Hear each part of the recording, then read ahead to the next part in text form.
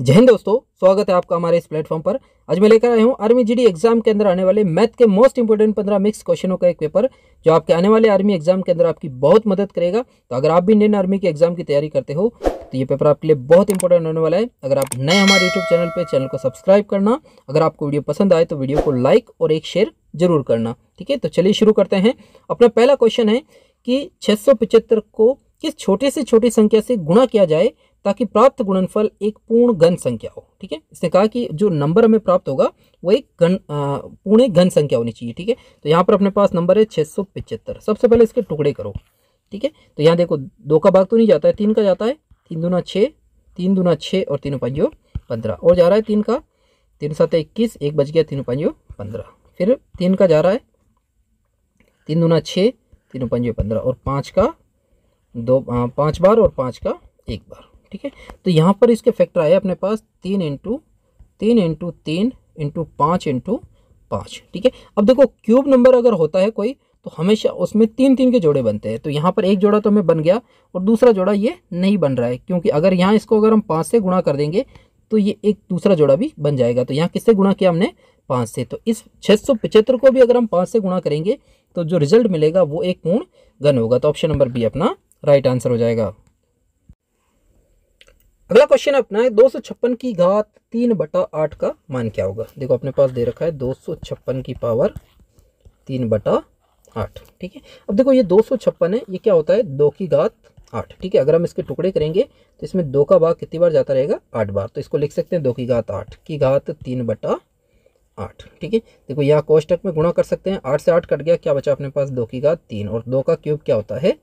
8। तो option number C अपना right answer हो जाएगा। अगला क्वेश्चन अपना कि विकास को प्रत्येक दिन काम करने के 350 रुपये मिलते हैं।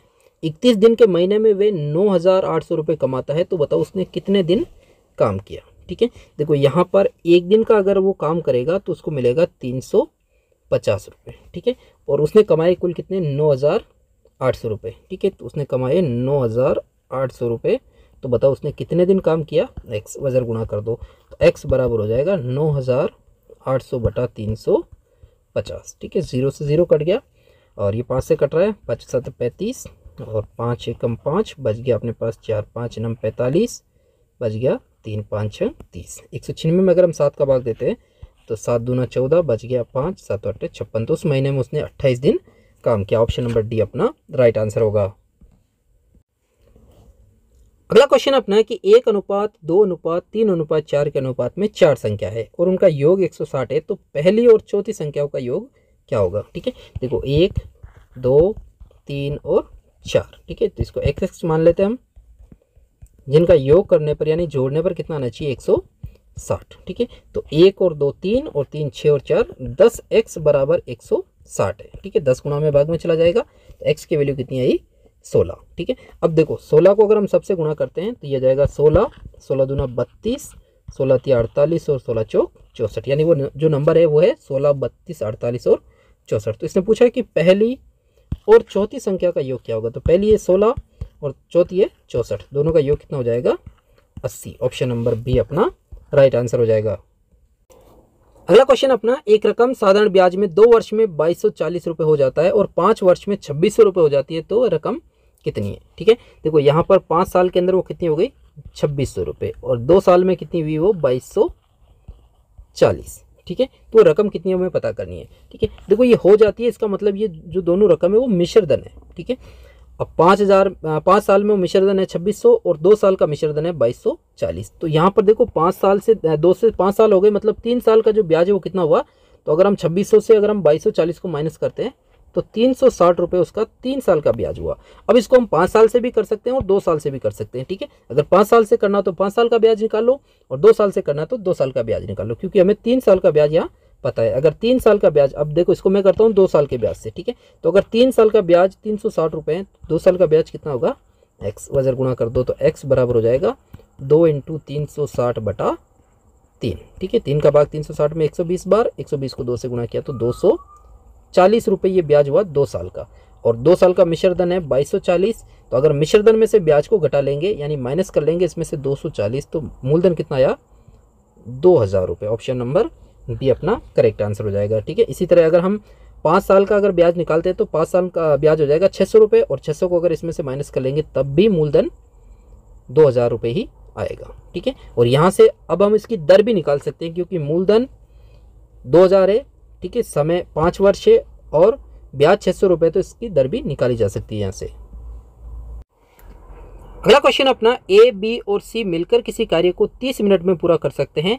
ए और बी मिलकर उस कार्य को 50 मिनट में पूरा कर सकते हैं, तो सी अकेला उस कार्य को कितने समय में पूरा करेगा। ठीक है, देखो ए प्लस बी प्लस सी तीनों मिलकर करते हैं 30 मिनट के अंदर, और ए और बी मिलकर करते हैं 50 मिनट के अंदर, तो बताओ सी अकेला कितने समय में करेगा। ठीक है, तो सबसे पहले इनकी कार्य क्षमता यानी 1 मिनट का काम निकालते हैं, तो ए बी सी का 1 मिनट का काम हो जाएगा 1/30 और ए बी का हो जाएगा 1/50। ठीक है, और अगर ए बी सी के काम में से हम ए बी के काम को अगर माइनस कर देंगे तो कौन बचेगा, सी, तो यहाँ माइनस कर दो।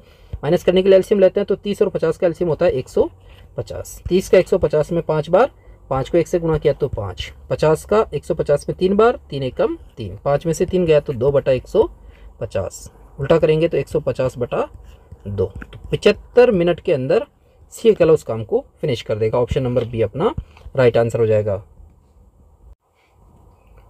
अगला क्वेश्चन अपना कि एक वृत्त की परिधि और त्रिज्या का अंतर 37 मीटर है, तो वृत्त का क्षेत्रफल क्या होगा। ठीक है, देखो एक वृत्त है और इसकी जो परिधि है, ठीक है, तो परिधि क्या होती है वृत्त की 2πr और त्रिज्या होती है r। ठीक है, इन दोनों का जो डिफरेंस है वो कितना है 37 मीटर का, तो वृत्त का क्षेत्रफल क्या होगा। ठीक है, क्षेत्रफल होता है πr², तो यहाँ हमें r के वैल्यू पता होना जरूरी है। ठीक है, अगर हम इसको सरल करते हैं तो 2 × पाई की वैल्यू 22/7 × r माइनस r बराबर है 37। ठीक है, तो 22 दूना 44, 44 को r से गुणा किया तो ये हो गया 44r/7 माइनस r बराबर है 37। सबका एक साथ एलसीएम ले लो, तो एलसीएम कितना आएगा 7। ठीक है, 7 का 7 में एक बार, 1 को 44r से गुणा किया तो 44r, माइनस 1 का 7 में 7 बार और 7 को r से गुणा किया तो 7r बराबर 1 का 7 में 7 बार और 7 को 37 से गुणा करते हैं, ये हो जाएगा अपने पास 37 × 7, गुणा भी कर सकते हो या ऐसे भी लिख सकते हो। सबका एक साथ एलसीएम लिया, कट गया,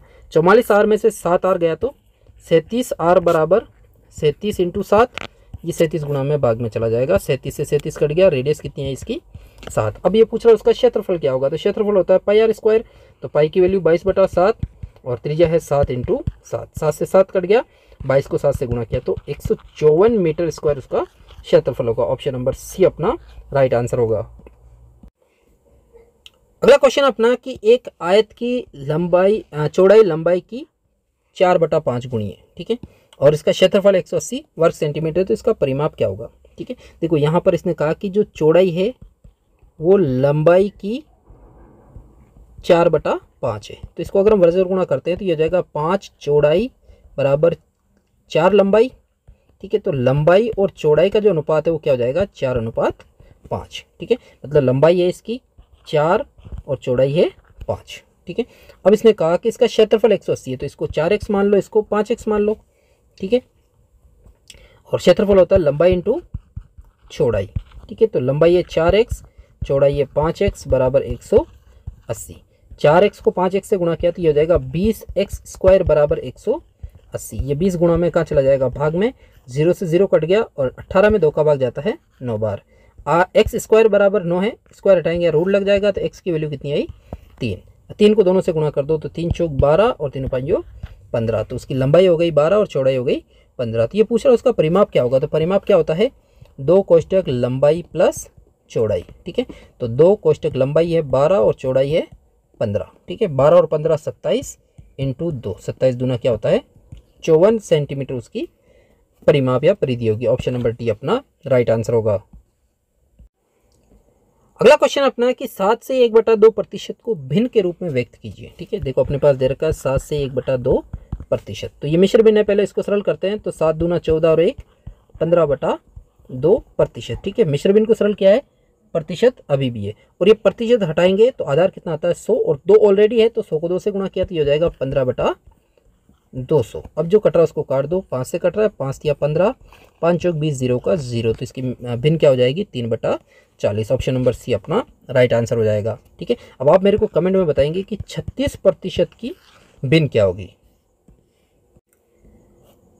अगला क्वेश्चन अपना, एक बनिया अपनी वस्तु को क्रय मूल्य पर बेचता है जबकि 1 kg के स्थान पर वे 900 ग्राम बाट का ही प्रयोग करता है, तो बनिए का प्रतिशत लाभ बताइए। ठीक है, देखो 1 kg का मतलब वो 1000 ग्राम की जगह कितना तोलता है, 900 ग्राम। तो वास्तव में वो 900 ग्राम ही तोल रहा है, बता कितना रहा है, 1000 ग्राम। मतलब वो 900 ग्राम पर 100 ग्राम का फायदा कमा रहा है। तो यहाँ लिख सकते हैं हम 900 ग्राम पर लाभ हो रहा है उसको 100 ग्राम का, और प्रतिशत लाभ निकालेंगे तो 100 पर x वजन गुणा कर दो, तो x बराबर हो जाएगा 100 × 100 बटा 900। 2 0 से 2 0 कट गया, बचा अपने पास 100 बटा 9, और 100 में 9 का भाग देते हैं तो 9 × 9 1 बच गया, 9 × 9 1 बच गया, तो 1 बटा 9 यानी 11 से ही 1 बटा 9% का वो लाभ कमा रहा है। ऑप्शन नंबर सी अपना राइट आंसर हो जाएगा। अगला क्वेश्चन अपना कि दो संख्याओं के व्युत्क्रमों का योग 7 बटा 24 है। यदि एक संख्या 6 तो दूसरी ज्ञात करो। देखो व्युत्क्रम किसको बोलते हैं, कोई भी संख्या है उसको अगर हम उल्टा करके जोड़ते हैं तो वही व्युत्क्रमों का योग होता है। जैसे मान लो संख्या एक x है और दूसरी y है, तो x का व्युत्क्रम क्या हो जाएगा 1 बटा x, और y का व्युत्क्रम 1 बटा y, और दोनों का जो जोड़ है वो कितना है 7 बटा 24। लेकिन इसमें से एक संख्या में पता है यानी x हमें पता है, तो x को मान लेते हैं 6। ये हो जाएगा अपने पास 1 बटा 6 प्लस 1 बटा y हमें पता नहीं है, बराबर 7 बटा 24। इसको सरल कर लो, सबका एक साथ एलसीएम ले लो, तो 6y और 24 का एलसीएम होता है 24y, क्योंकि 6 और 24 का एलसीएम 24 और y का एलसीएम y होगा। 6 का भाग अगर हम 24 में देते हैं तो 4 बार जाता है, और 4y बचा है, 4y को 1 से गुणा करेंगे तो ये 4y हो जाएगा, प्लस y से y कट गया, क्या बचा 24, और 24 को 1 से गुणा करते हैं तो 24 ही आता है। फिर 24 से 24 कट गया, y को 7 से गुणा किया तो ये 7y हो जाएगा। सबका एलसीएम एक साथ लेते तो एलसीएम कट जाता है, क्या बचा अपने पास 4y प्लस 24 बराबर है 7y। ठीक है, तो ये 4y इधर आएगा तो 24 बराबर हो जाएगा 7y माइनस 4y, और 7y में से 4y गया तो 3y बराबर है 24, और ये 3 गुणा में कहाँ चला जाएगा, भाग में। 3 का भाग 24 में जाता है 8 बार, तो y की वैल्यू कितनी होगी 8। ऑप्शन नंबर ए अपना राइट आंसर होगा। अगला क्वेश्चन अपना कि 29.56 प्लस 53.807 माइनस 24.935 बराबर क्या होगा। ठीक है, देखो यहाँ पर पॉइंटों की जोड़ बाकी है। सबसे पहले हम जोड़ेंगे 29.56 को 53.807 में। ठीक है, एक संख्या के नीचे एक संख्या और पॉइंट के नीचे पॉइंट होना कंपलसरी है। ठीक है, तो यहाँ 7 का 7 ये, 6 का 6, 8 और 5 13, हासिल का 1। ठीक है, पॉइंट का पॉइंट, 10 और 3 13, हासिल का 1, 5 और 3 8, तो इनकी टोटल आई 83.367। ठीक है, इसमें से हमें माइनस करना है 24.935। यहाँ भी ध्यान रखना है पॉइंट के नीचे पॉइंट होना चाहिए। तो 7 में से 5 गया तो 2, 6 में से 3 गया तो 3, और 3 में से 9 नहीं जाता, एक उधार ले लो, इधर बचा 2, इधर हो गया 13, 13 में से 9 गया तो 4, पॉइंट का पॉइंट, 2 में से 4 नहीं जाता, फिर एक उधार ले लो, इधर बचा 7 और इधर हो गया 12, 12 में से 4 गया 8, और 7 में से 2 गया तो 5। तो आंसर होगा अपना 58.432। ऑप्शन नंबर सी अपना राइट आंसर हो जाएगा। अगला क्वेश्चन अपना कि यातायात सिग्नल बत्ती 3 विभिन्न प्रतिच्छेदित बिंदुओं पर क्रमशः 24, 48 और 72 सेकंड के अंतराल में बदलती है। यदि इन तीनों को क्रमशः एक साथ 9:10 और 24 घंटे पर बदल दिया गया तो आगामी परिवर्तन कब होगा, यानी अगली बार वो कब बदलेगी। तो ध्यान रखना ट्रैफिक लाइट से रिलेटिव अगर कभी भी क्वेश्चन आए तो जो नंबर दे रखा है अंतराल बदलने का, उनका हमेशा एलसीएम निकलता है। तो 24, 48 और 72 का सबसे पहले एलसीएम निकालो। ठीक है, देखो यहाँ 2 का भाग 12, 24 और 36। ठीक है, फिर 2 का 6, 12 और 18। ठीक है, फिर 2 का भाग 3, 6 और 9, फिर 3 का 2 का जा रहा है 3, 3 और 9, अब 3 का एक बार और यहाँ 3 बार, और लास्ट में 3 का एक बार। ठीक है, इनको गुणा कर दो, 3 त्रिका 9, दूना 18, 18 दूना 36, 36 दूना 72, 72 दूना 144, यानी वो 144 सेकंड के अंतराल में बदलेगी। अब 144 सेकंड में क्या होता है, 2 मिनट और 22 सेकंड। ठीक है, 24 सेकंड, 2 मिनट और 24 सेकंड बाद वे बदलेगी। ठीक है, अब देखो 9:10 और 24 सेकंड पे अगर वो बदली तो अगला जो टाइम है, यानी अगर इसमें अगर हम 2 मिनट और 24 सेकंड जोड़ देंगे तो जो अगला टाइम होगा 24 और 24 48 सेकंड, 10 और 2 12 और 9। ठीक है, तो अगली बार कब बदलेगी वो 9:12 और 48 सेकंड पे। ऑप्शन नंबर बी अपना राइट आंसर होगा। अगला क्वेश्चन अपना कि 130 रुपए की राशि को 50 पैसे, 10 पैसे और 5 पैसे के समान सिक्के हैं, तो बताओ प्रत्येक प्रकार के सिक्कों की संख्या कितनी होगी। देखो समान सिक्के हैं तो तीनों को हम क्या मान लेते हैं एक्स, एक्स और एक्स। अब इसमें से 50 पैसे के भी एक्स है। देखो यहाँ जो रुपए दे रखा है, जो टोटल दे रखा है वो रुपए में दे रखा है, तो 50 पैसे के अगर रुपए कन्वर्ट करते हैं तो ये 1/2 होगा, क्योंकि 1 रुपये में 100 पैसे होते हैं, तो 50 में अगर हम 100 का भाग देंगे तो 1/2 आएगा।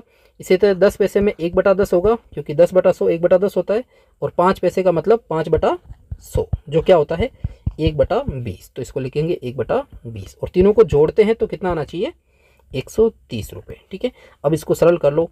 ठीक है, ये हो जाएगा अपने पास x/2 plus x/10 plus x/20 बराबर है 130। सबका एक साथ एलसीएम ले लो। 2, 10 और 20 का एलसीएम 20 ही होता है।